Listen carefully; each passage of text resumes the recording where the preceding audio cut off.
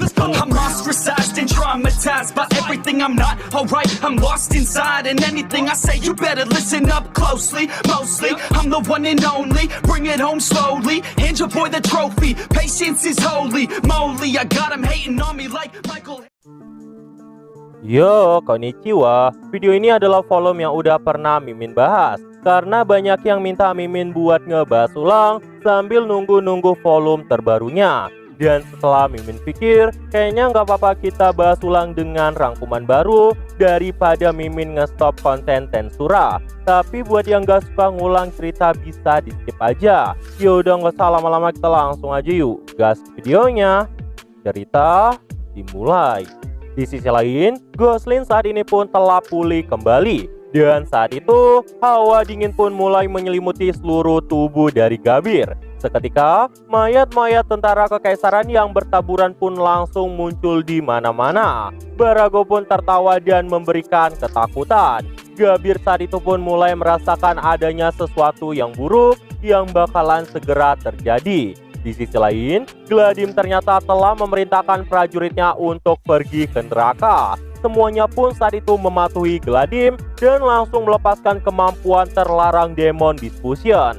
Kemampuan mereka mungkin akan meningkat, tapi efeknya tubuh mereka akan dikikis terus-menerus sampai pada akhirnya meninggoy. Dan saat ini 10.000 pasukan telah tewas, namun hanya beberapa pasukan yang berhasil bangkit. Cuma sekitar 5.500 saja. Mereka pun saat itu mengamuk dengan kekuatan iblis mereka. Dan saat itu 400 dari mereka pun telah berevolusi menjadi kesatria Chimera.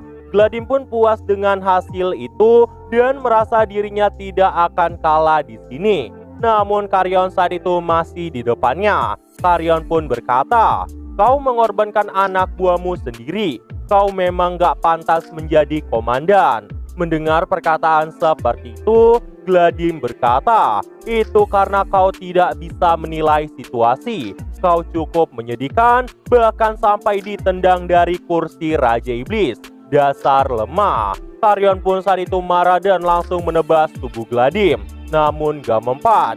Gladim berkata dengan nada yang sangat merendahkan, "Serangan itu sangat lemah, bahkan sangat lambat." Gladim dan Carrion pun saat itu terus bertarung. Namun Carrion di sini pun terlihat mulai kesulitan. Padahal Carrion punya senjata legendaris, tapi di hadapan cakar dari Gladim, dia tuh bukan apa-apa.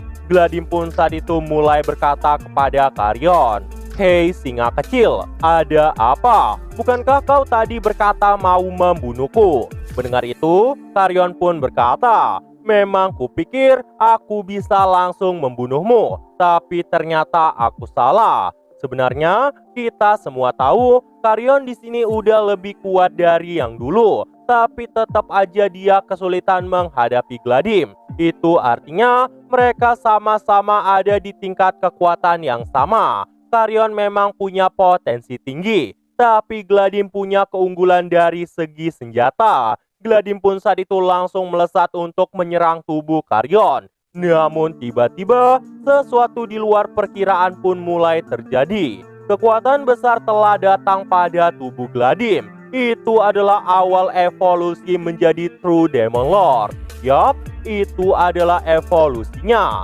Namun tiba-tiba Gladim malah menjadi mengantuk. Carrion pun saat itu langsung menyerang dan berkata, "Kenapa kau malah diam aja di medan pertempuran? Apa cuma segini doang kemampuanmu?" Saat ini, Gladim memang dipenuhi dengan aura yang sangat luar biasa, tapi dia malah sempoyongan karena efek evolusi itu. Ini membuat Carrion pun mulai menyadari Gladim saat ini lagi dalam proses menjadi True Demon Lord. Carrion pun berniat menghabisi Gladim sebelum evolusinya selesai. Karena dengan menjadi True Demon Lord, seseorang memang memerlukan banyak jiwa. Namun ketika telah mendapat banyak jiwa untuk evolusinya, Gladim malah jadi gak berdaya sendiri karena waktunya gak tepat. Dan saat ini, semua nyawa prajuritnya yang telah mati dan orang-orang yang ada di sekitar itu pun mulai memasuki tubuhnya. Itu membuat Carrion pun jadi punya keuntungan. Carrion pun saat itu berkata, Sepertinya dewa perang bahkan berpihak padaku.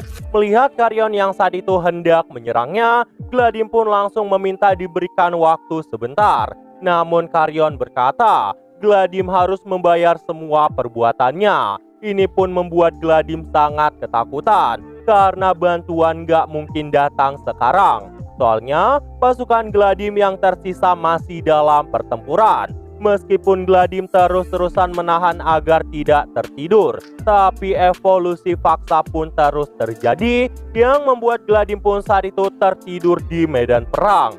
Dan setelah itu, Karyon berkata, matilah di dalam tidurmu dan selamat tinggal. Beast Particle Roar. Seketika, serangan Karyon itu pun langsung dilepaskan dan membuat Gladym pun langsung terkena serangan besar dari Karyon. Barago yang melihat itu pun langsung mencoba untuk menyelamatkan tuan Gladymnya. Tapi sayangnya semuanya udah terlambat. Tubuh Gladym telah diledakkan sepenuhnya dan hanya menyisakan kepalanya aja. Ini membuat Barago pun saat itu murka banget. Apalagi Gladym adalah satu-satunya tuannya. Namun Gabir malah bersemangat setelah melihat kekuatan dari Karyon. Gabir pun saat itu langsung menyerang Barago. Ketika Gabir memuji Karyon, tiba-tiba Karyon pun mulai menjadi panik. Karena semua roh yang dimiliki oleh Gladym sebelumnya telah Karyon dapatkan. Dan semua itu pun langsung tersalur pada tubuh Karyon. Karyon pun saat itu berkata, maafkan aku Gabir, aku akan tidur di sini. Lindungilah aku jika kau mau, tapi jika itu sulit, abaikan saja aku. Gabir yang mendengar itu pun berkata, tentu saja, beristirahatlah dengan nyaman. Di sisi lain, Barago saat itu mulai menggila. Dia ingin membunuh Karyon.